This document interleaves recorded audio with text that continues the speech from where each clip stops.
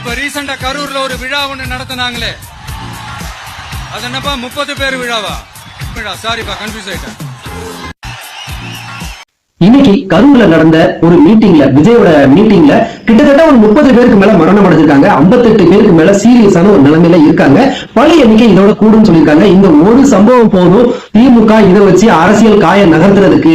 ஏன் அப்படின்னா இன்னைக்கு விஜய்க்கு இவ்வளவு கூட்டம் கூடுது அப்படிங்கறதுனால ஏடிஎம்கே டிஎம்கே ரெண்டு கட்சியினரும் மாறி மாறி அடிச்சுக்கிறாங்க. ஏதாச்சும் ஒண்ணு பண்ணி இனிமேல் விஜய் மற்ற இடங்களுக்கும் கூட்டம் கூட்டக்கூடாது அப்படின்னு ஒரு சதி இருந்தாலும் பொதுமக்களுக்கும் கொஞ்சம் கூட அறிவு கிடையாது. விஜய் அரசியலுக்கு வராரு அப்படின்னா கூட்டத்தை காட்டி நீ அரசியல் தலைவர் ஆகணும் அப்படின்னு நீங்க முடிவு பண்ணாதீங்க. தயவு செய்து மக்களுக்கு சில விஷயங்கள் எல்லாமே இன்னைக்கு ஒரு டிஜிட்டல் மீடியாவாயிருச்சு.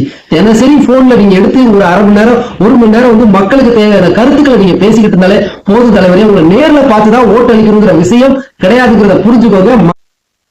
கரூர்ல நடந்த இந்த ஒரு சம்பவம் போதும் விஜயோட கேரியரை ஒட்டுமொத்தமா க்ளோஸ் பண்றதுக்கு. இனிமேல் விஜயோட இந்த மாதிரியான ஒரு மீட்டிங் எங்கேயாவது நடக்குமா அப்படின்னா எல்லா கட்சியினருமே பயப்படத்தான் செய்வாங்க. இது மாதிரி ரோடு ஷோ நிச்சயமா நடக்காது. எங்கேயாவது ஒரு ஊர் ஒதுக்குப்புறத்துல எங்கேயாவது கட்சி மீட்டிங் தான் நடக்க முடியும். இனிமேல் மற்ற எல்லா ப்ரோக்ராமும் கேன்சல் ஆயிடும். அப்படிப்பட்ட ஒரு சம்பவம் தான் இன்னைக்கு கரூர்ல நமக்கு உடைத்திருக்கு. மக்கள் எந்த அளவுக்கு படிச்சிருக்காங்களோ அந்த அளவுக்கு ஒரு கூமுட்டத்தனமா ஒரு திரையில வரக்கூடிய நடிகனை பார்க்கறதுக்கு தான் இவ்வளவு கூட்டம் கூடுதே ஒழிய விஜய்க்கு வாக்கு செலுத்துறதுக்காக விஜய் முதலமைச்சர் வேட்பாளரா மக்கள் இன்னும் பார்க்கிற நிலைமையில இல்ல அப்படிங்கிறதையும் விஜய் புரிஞ்சுக்கிடணும். ஒரு நடிகனை பார்த்தே ஆகணும். இத்தனை வருஷம் ஸ்கிரீன்ல தோன்றின ஒரு நடிகனை பார்க்கணும் தான் கூட்டம் கூடுதுங்கிறத நினைவுல வச்சுக்கோங்க.